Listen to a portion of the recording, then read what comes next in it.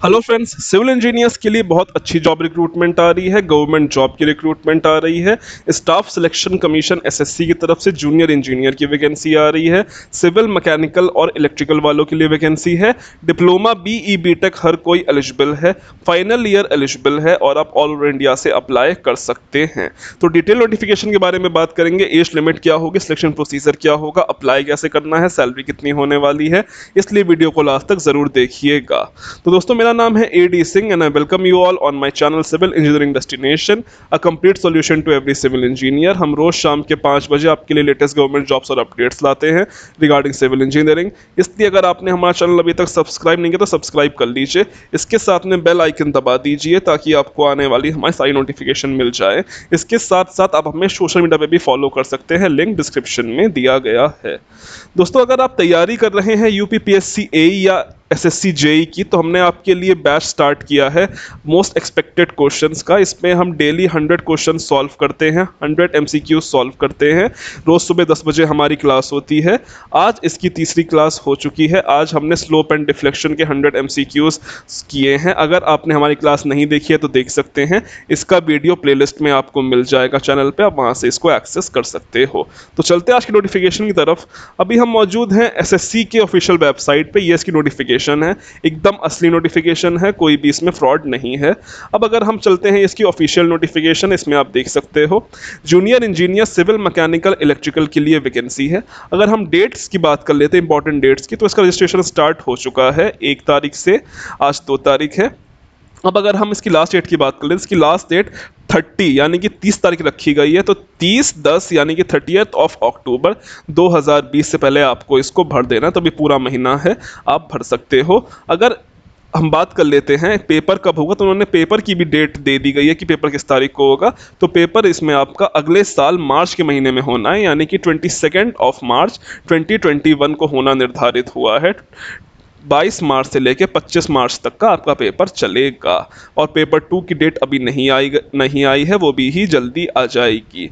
अब अगर हम बात कर लेते हैं सैलरी के बारे में, तो इसमें आपकी सैलरी काफ़ी अच्छी 35,000 से लेके मतलब 24,000 के बीच में होने वाली है 7 सीपीसी के हिसाब से। ये आपकी ग्रुप बी के अंडर पोस्ट आती है, नॉन गजेटेड पोस्ट है और ये परमानेंट पोस्ट है। अब इसमें अलग अलग डिपार्टमेंट से अलग अलग वैकेंसियाज आ रही हैं। जैसे कि आप देख सकते हो, इसमें काफ़ी ज़्यादा डिपार्टमेंट है, कुल मिला के 13 डिपार्टमेंट हैं।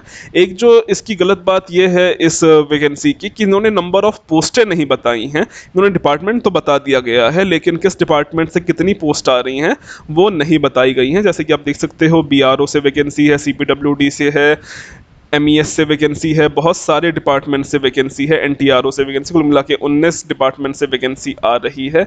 अब अगर हम बात कर लेते हैं इसका कि इसमें इसकी एज लिमिट क्या है, तो इसकी एज लिमिट इन्होंने 30 साल रखी गई है। अलग अलग डिपार्टमेंट्स के हिसाब से अलग अलग सबकी एज है। एक एवरेज एज की अगर बात करें तो एवरेज एज इन्होंने 30 ईयर्स रखी गई है। कुछ डिपार्टमेंट के लिए 30 है तो कुछ डिपार्टमेंट के लिए 32 है, लेकिन एवरेज एज इनकी 30 ईयर्स है। तो अगर आपकी 30 ईयर्स एज है तो आप इसमें अप्लाई कर सकते हो। अगर आपके पास रिजर्वेशन है तो आपको as per government norms age relaxation मिल जाना है। अब अगर हम इसकी बात कर लेते हैं क्वालिफिकेशंस के बारे में, अगर हम इसकी क्वालिफिकेशंस की बात कर लेते हैं तो अलग अलग डिपार्टमेंट्स के हिसाब से अलग अलग क्वालिफिकेशंस हैं। तो हम सारे ही डिपार्टमेंट्स के बारे में बात कर लेते हैं। JE junior engineer civil BRO के बारे में बात कर लेते हैं, मिनिस्ट्री ऑफ डिफेंस के अंडर है। इसमें अगर आपने बीई बीटेक कर रखा है, अगर इसमें आपकी डिग्री है 4 साल की, तब आप इसमें एलिजिबल हो। डिग्री के लिए कोई एक्सपीरियंस नहीं मांग रखा है। हालांकि इसमें डिप्लोमा वाले भी एलिजिबल हैं, बट इसमें डिप्लोमा के लिए 2 साल का एक्सपीरियंस मांग रखा है। वैसे ही सेम क्राइटेरिया इलेक्ट्रिकल और मैकेनिकल के लिए भी है, बस ट्रेड अलग है, लेकिन जो उनका क्वालिफिकेशंस हैं वो एकदम सेम हैं। तो हम बस सिविल के ही क्वालिफिकेशंस के बारे में बात करेंगे, बाकी और जो ट्रेड्स हैं उनकी भी क्वालिफिकेशंस सेम ही रहेंगी। फिर अगर हम जूनियर इंजीनियर सीपीडब्ल्यूडी के बारे में बात कर लेते हैं, जेई सिविल सीपीडब्ल्यूडी के बारे में बात कर लेते हैं, तो इसमें सिर्फ डिप्लोमा वाले ही एलिजिबल हैं, इसमें बीटेक एलिजिबल नहीं है और इसके साथ साथ कोई भी एक्सपीरियंस नहीं मांग रखा है। तो अगर आप डिप्लोमा हो, फ्रेशर हो, तो आप इसमें अप्लाई कर सकते हो।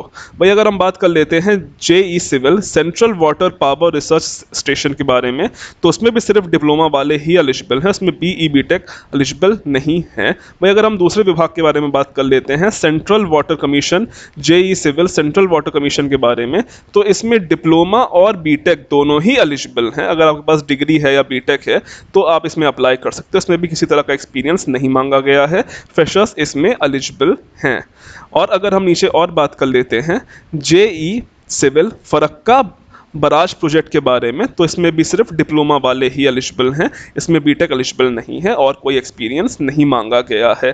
फिर अगर हम बात कर लेते हैं जूनियर इंजीनियर एमईएस के बारे में, तो इसमें सिर्फ डिग्री वाले तो एलिजिबल हैं ही, इसमें बीई बीटेक एलिजिबल है, 4 साल का जिसके पास बीई बीटेक है वो एलिजिबल है, कोई एक्सपीरियंस नहीं मांग रखा है। बट अगर हमने डिप्लोमा किया तो डिप्लोमा तो एलिजिबल है, बट इसमें डिप्लोमा के साथ 2 साल का एक्सपीरियंस मांग रखा है।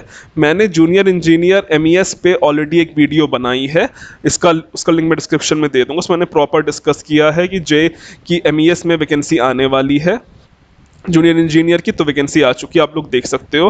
बहुत सारे लोग कमेंट्स में पूछते थे कि सर वैकेंसी कब आएगी एमईएस में, जो जिसका आपने वीडियो बनाया था, तो आप देख सकते हो कि वैकेंसी आ गई है। उसमें मैंने टोटल नंबर ऑफ वैकेंसीज कितनी है एमईएस में वो भी मैंने प्रॉपर डिस्कस किया है, तो आप वहाँ से जाके उसको देख सकते हो। अब मैं अगर बात कर लेता हूँ दूसरे और विभागों के बारे में, एनटीआरओ के बारे में, जूनियर इंजीनियर सिविल एनटीआरओ के बारे में, नेशनल टेक्निकल रिसर्च ऑर्गेनाइजेशन में, तो इसमें भी सिर्फ डिप्लोमा वाले ही एलिजिबल हैं। ठीक है, तो बहुत सारी ऐसी पोस्टें हैं जिसमें किसी में डिप्लोमा एलिजिबल है, तो किसी में बीई बीटेक एलिजिबल है, तो किसी में एक्सपीरियंस मांग रखा है, तो किसी में एक्सपीरियंस नहीं भी मांग रखा है। आप अपनी सुविधा के अनुसार अपने लिए सही पोस्ट पे फॉर्म भर सकते हो।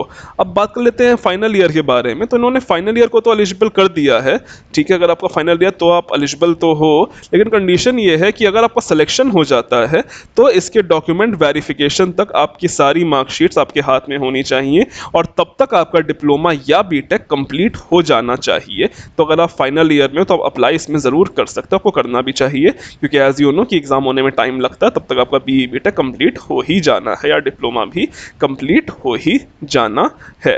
अब अगर हम इसकी बात कर लेते हैं कि इसे अप्लाई कैसे करना है, तो इसका ऑनलाइन फॉर्म है। इस बार जो इन्होंने चेंज किया है, थोड़ा सा इन्होंने एप्लीकेशन को चेंज किया है। इस बार हमेशा से जो अपनी फ़ोटो अपलोड करते थे, उन्होंने थोड़ा अलग पैटर्न अपनाया है। इस बार जब अपनी आप फ़ोटो अपलोड करोगे, उसमें आपको नीचे फ़ोटो में डेट भी मेंशन करवानी है कि किस डेट को वो फ़ोटो खींची गई है। अगर आप ऐसा नहीं करते हो, डेट वाली फ़ोटो नहीं अपलोड करते हो, पासपोर्ट साइज़ फ़ोटो, तो आपका फॉर्म रिजेक्ट हो जाएगा।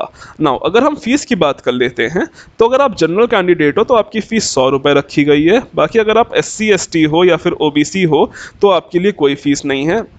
साथ ही साथ अगर आप लेडीज़ हो, गर्ल्स हो या फिर अगर आप एक्स सर्विसमैन हो, तब भी आपके लिए कोई फ़ीस नहीं है। ये एकदम फ्री का फॉर्म है, बस जनरल के लिए ही फ़ीस रखी गई है। अब अगर इसका हम सिलेक्शन प्रोसीजर की बात कर लेते हैं कि इसका सिलेक्शन प्रोसीजर क्या होगा, तो इसका selection procedure as you know exam के थ्रू होता है। इसके 2 पेपर्स होते हैं, पेपर 1 और पेपर 2। पेपर 1 इसका ऑब्जेक्टिव टाइप होता है, वो CBT होता है, कंप्यूटर बेस्ड टेस्ट, वो आपका कुल 200 मार्क का पेपर होता है। सब्जेक्ट्स की बात कर लें तो इसमें 50 मार्क का GK GS आता है, जनरल अवेयरनेस और जनरल इंटेलिजेंस, और इसमें आपकी 50 मार्क की रीजनिंग आती है। ठीक है, अब फिर अगर हम बात कर लेते हैं, इसमें 100 मार्क्स के आपकी सिविल इंजीनियरिंग से रिलेटेड सब्जेक्ट्स का आता है, या फिर आपकी जो भी ट्रेड है जनरल इंजीनियरिंग से आती है। ये आपका क्वालिफाइंग नेचर का पेपर होता है और आपका सिविल्स का ये 100 मार्क का होता है। कुल मिला के ये पेपर आपका 2 घंटे का रहता है, आपको 2 घंटे में 200 क्वेश्चन सॉल्व करने होते हैं। और अगर हम पेपर 2 की बात कर लें तो पेपर 2 आपका रिटन एग्जामिनेशन होता है, ये आपका 300 मार्क का होता है और इसमें सिर्फ आपकी जो इंजीनियरिंग से रिलेटेड सवाल ही आते हैं। ठीक है, और इसका भी टाइम 2 घंटे रहता है।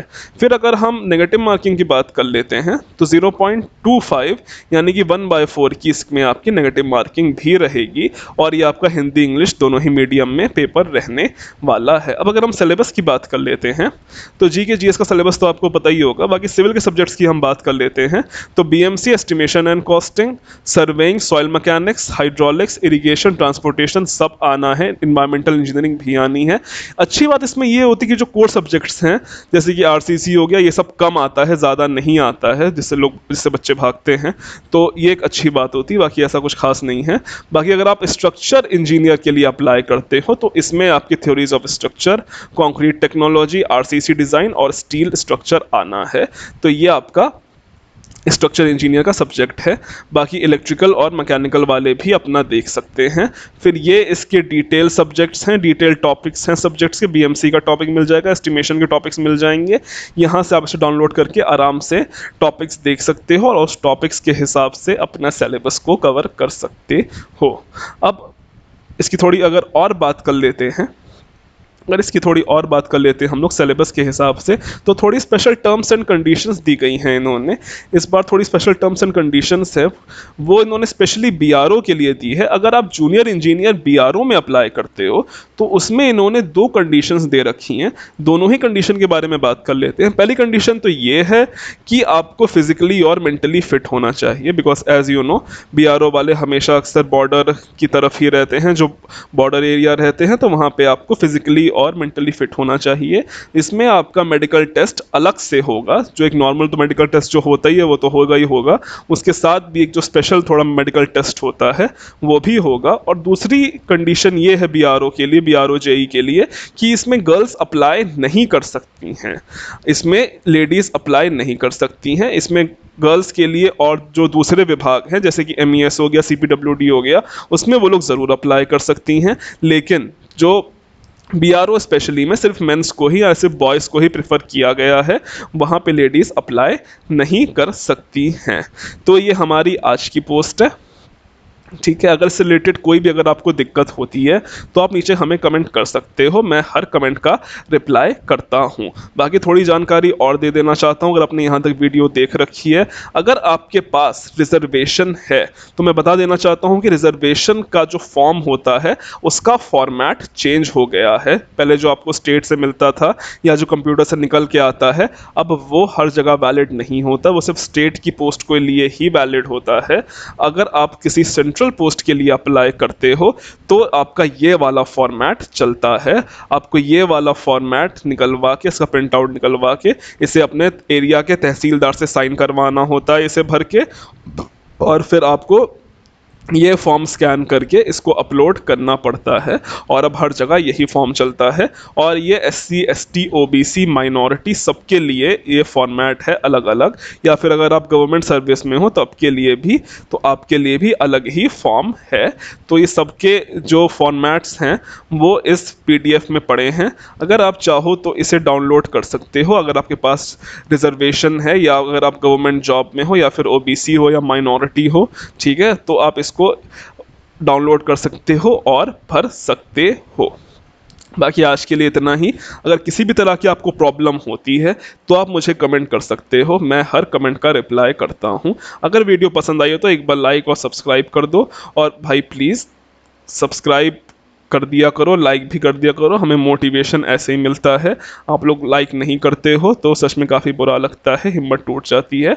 आने वाले समय में और भी अच्छी अच्छी वीडियोस लाने वाला हूँ, काफ़ी अच्छी अच्छी पोस्टें आ रही हैं BE BTech और डिप्लोमा के लिए, ठीक है, तो उन पर भी मैं अच्छी अच्छी वीडियोज़ बना दिया करूँगा। बाकी अगर आपने हमारा सुबह का बैच ज्वाइन करना चाहते तो आप बैच ज्वाइन कर सकते हो। मैं काफ़ी अच्छे क्वेश्चंस लाता हूँ, engineering services, JE SSC JE और गेट के सवाल हम सॉल्व करते हैं, और उसको ईजीएस्ट से ईजीएस्ट तरीके में मैं सॉल्व करवाता हूँ। अगर इससे ईजी तरीका कोई और सॉल्व करवा देगा तो मैं पढ़ाना छोड़ दूंगा, मैं सच बोलता हूँ। तो अगर आपने नहीं ज्वाइन किया है तो आप ज्वाइन कर सकते हो, ठीक है, बाकी आपकी मर्जी। सो आज के लिए इतना ही। वीडियो पसंद आया तो एक बार लाइक और सब्सक्राइब कर देना। So thank you and God bless you all of you.